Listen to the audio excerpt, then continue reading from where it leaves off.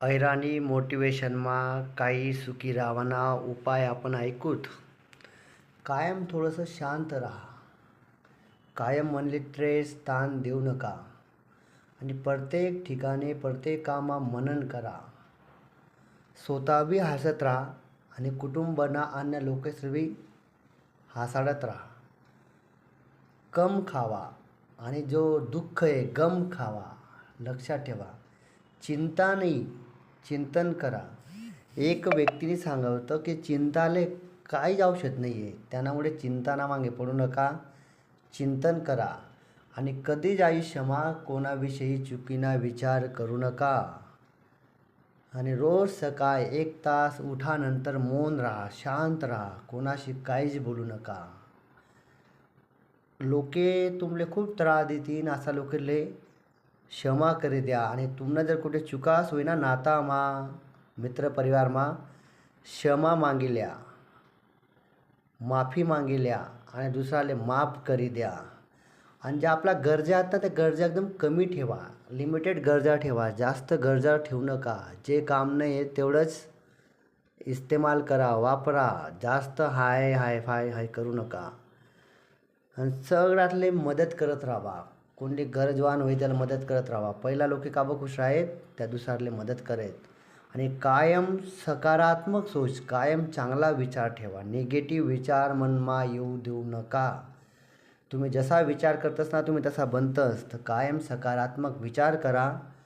सर्वासनं देवनी भलं करो, ईश्वरने भलं करो आई भावना तुम्हाला मनमा ठेवा. आणि तुमनी जी कमाई आहे ना त्या कमाईना थोडासा हिस्सा कोणले दान करा, भेट द्या, गरजूसले मदत करा.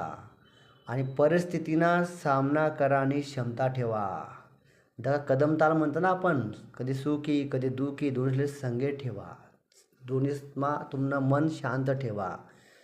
अधिकार विसरे जावा पण तुमनं कर्तव्य काय आहे ते कर्तव्य कायम याद ठेवा. मायबाप आपला हक्क जमाडतं, अधिकार करतस, कोणतंही काम हक्कातून सांगतस, पण आपण त्याला नाही सांगू शकतो ना. मायबापने सेवा करणं आपलं कर्तव्य आहे, त्यासने आपली सेवा कौलगून करानी. कायम कोणता बी मा सेवा करत राहा. बदलामा काहीच अपेक्षा करू नका. गीतामा बी सांगेले कर्म करो फल की अपेक्षा मत करो. आणि सगळ्यात महत्त्वाचा विषय याद ठेवा, सकाळ शुद्ध हवामा 1 घंटा फिरायला जावा, अर्धा 1 तास फिरा. तुमनं मन कसं शांत राहील, चांगलं राहील त्यावर.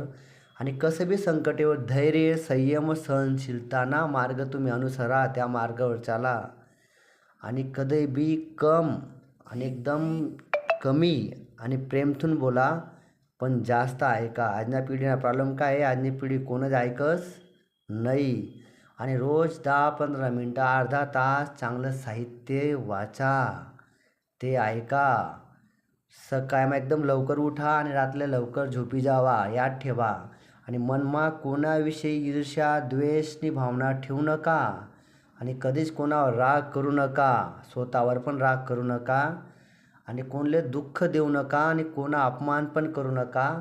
आणि प्रतिदिन रोज डेली चांगलं ज्ञान ऐकीसन तुम्ही तुमनं जीवननी सुरुवात करा. या आजना सुखी रावाना काही उपाय होतात त्या मी तुम्हाला सांगात. आणि या रस्त्यावर चालण्याचा प्रयत्न करा. शांत राहा, हसत राहा, कमी जेवा, चिंता करू नका, चिंतन करा. आणि आयुष्यमा नेहमी नेहमी पुढे जात राहा. मायबापनं गावनं देशनं नाव रोशन करत राहा. व्हिडिओ ऐकाबद्दल धन्यवाद. 2 मित्रातले नक्की वाट लावा. थँक्यू.